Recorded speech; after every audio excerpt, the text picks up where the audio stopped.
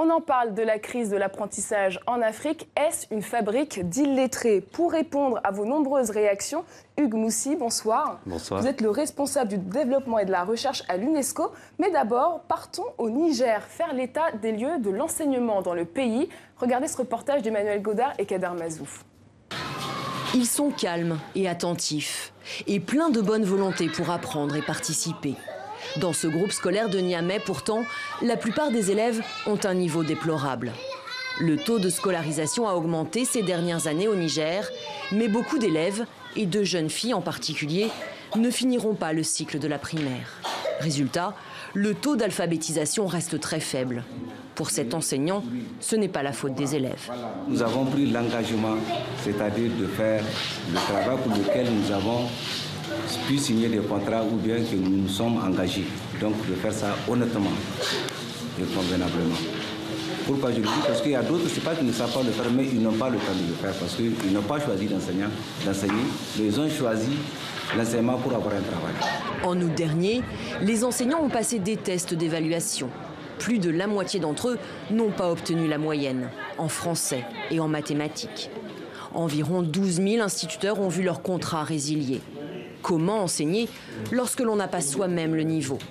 La question de la qualité doit être prise en compte dans son ensemble.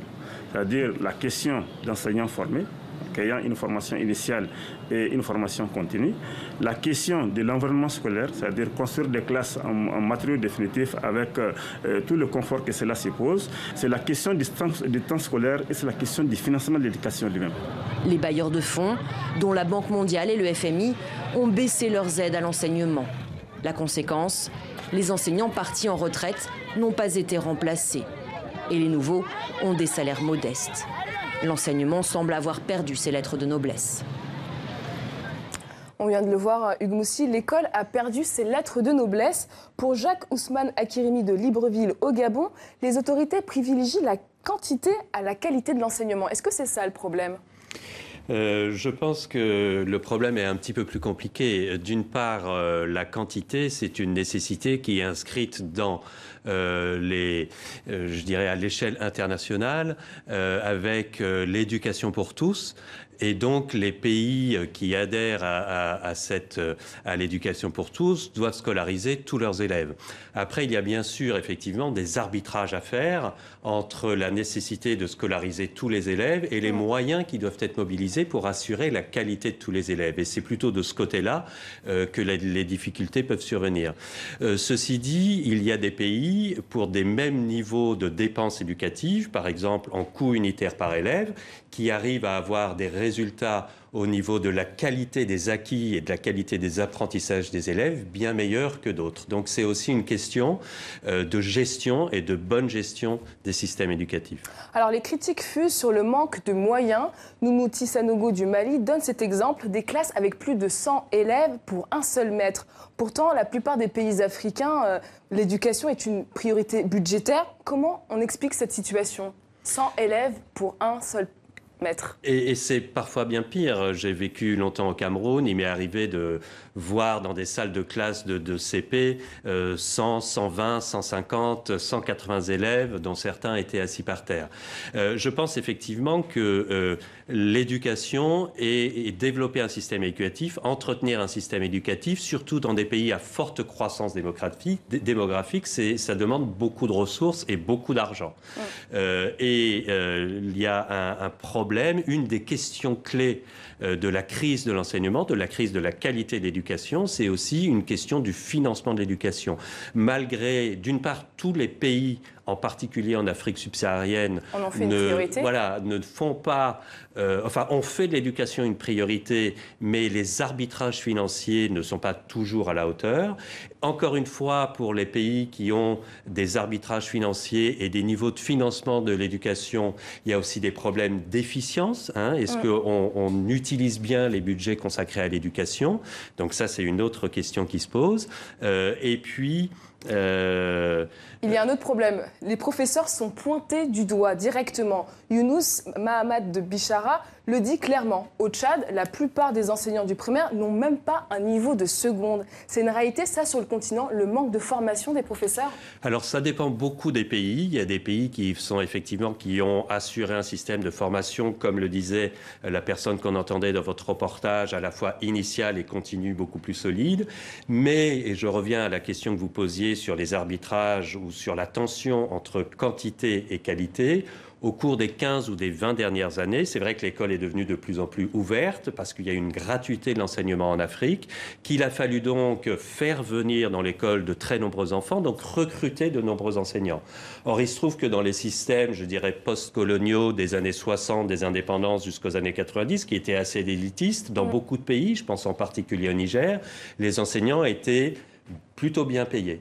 Et donc, quand vous devez absorber une masse importante d'élèves et recruter beaucoup d'enseignants, vous devez là encore faire des choix entre un salaire attractif pour les enseignants et puis, bien entendu, une masse salariale, c'est-à-dire un budget de l'État qui ne peut pas toujours suivre. Donc, bien souvent, dans nombre de pays, en particulier en Afrique francophone, ont été recrutés au cours des 15 dernières années des enseignants vacataires, contractuels, ou bien souvent des enseignants payés même par les communautés elles-mêmes, qui étaient beaucoup moins payés, avec un problème de motivation des enseignants, qui souvent a une incidence sur la qualité des apprentissages. Et un problème aussi sur les conditions de travail qui ont suscité de nombreux commentaires. Laminou Mohamedou du Cameroun égrène les mots de la profession bas salaire, conditions difficiles. Est-ce qu'ils sont en mesure de travailler correctement ? C'est effectivement une vraie question. Il y a plusieurs choses plusieurs questions qui se posent. La première est celle effectivement du salaire d'entrée dans la profession, du salaire de sortie dans la profession, et en particulier du salaire comparé entre les enseignants et d'autres fonctionnaires. Moi, je me souviens, là vous parlez de quelqu'un qui est au Cameroun. Au Cameroun, bien souvent, les enseignants allaient passer le concours de la gendarmerie ou de la police parce qu'ils étaient mieux payés. Se pose aussi la question des conditions de vie dans les écoles elles-mêmes, des conditions d'exercice de la profession enseignante. Et bien souvent, quand vous avez un enseignant qui est formé dans la capitale, à Yaoundé par exemple, et qui doit partir au Nord Cameroun, il n'est pas forcément habitué. Donc il faut aussi créer des incitations pour amener les enseignants à vivre dans des conditions, notamment rurales, qui ne sont pas toujours faciles. Donc la question du traitement des carrières des enseignants, encore une fois, est très importante. Et la question des programmes est aussi très importante pour nos internautes. Mourandia Bin Kaliska de Kinshasa, pour lui, ils sont conçus par les anciens colons et ne sont pas adaptés aux réalités africaines. Est-ce que les programmes sont inadaptés aux réalités africaines? Alors, je pense qu'il y a deux choses dans la question. Et je pense, depuis les indépendances, les programmes ont beaucoup évolué, à la fois par la volonté propre des pays de les adapter aux réalités nationales et aux réalités culturelles, aussi parce qu'il y a une discussion avec les partenaires internationaux. Donc, il y a eu beaucoup de réformes des programmes.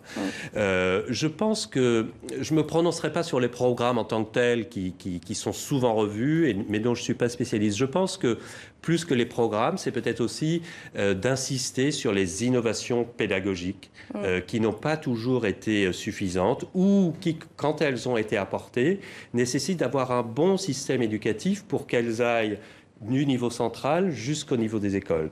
Et donc, j'insisterai peut-être plus sur la nécessité d'apporter des innovations pédagogiques, en particulier dans des systèmes qui, au cours des 15 dernières années, ont